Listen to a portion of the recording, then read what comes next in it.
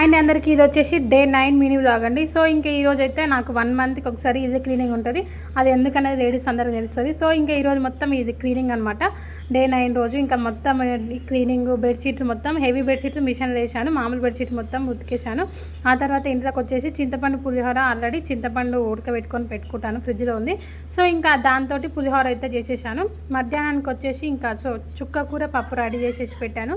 ఇంకా మా హస్బెండ్ ఎప్పుడు వస్తాడని వెయిట్ చేస్తున్నారు మా పిల్లలు. ఇంకా వచ్చేసాడు మా హస్బెండ్. రాగానే ఎదురు చూస్తూనే ఉంటాడు, లంచ్కి వచ్చేటప్పుడు ఏం తెస్తాడా అని. పిల్లలు ఇంట్లో ఉన్నారు కదా, సమ్మర్ అస్సలు మస్తు బోరు కొడుతుంది పిల్లలకి. బయటికి వెళ్తామంటే ఎండ బాగా ఉంది విపరీతంగా, కానీ తప్పదు కదా, ఏం చేస్తాం. సో ఇంకా రాగి మురుకులు అయితే తీసుకొని వచ్చాడు. బాగుంటాయి ఇక్కడ మొదటి ముద్ద దగ్గర, సూపర్ టేస్ట్ ఉంటాయి, ఇవి హెల్తీ ఫుడ్లు కదా. సో అందుకని చెప్పేసి ఇంకా ఏవో ఒకటి పట్టుకురావాలి కదా అని చెప్పేసి ఇంకా అవైతే పట్టుకొని వచ్చాడు. చాలా రోజులు అవుతుంది కదా బయటికి వెళ్ళాక అని చెప్పేసి ఇంకా ఈవినింగ్ అలా బయటికి వెళ్ళి బాదం పాలు అయితే తాగేసి వచ్చినాము. సో అక్కడ చాలామంది పబ్లిక్ ఉన్నారని చెప్పేసి పార్సల్ అయితే తీసుకొచ్చి, పార్సల్ చూడడం ఎంత బాగా చేశారో వీళ్ళు, మస్తు అంటే మస్తు నచ్చింది. 40 రూపీసే కానీ వర్త్ ఉంది. టేస్ట్ అయితే సూపర్ ఉంది.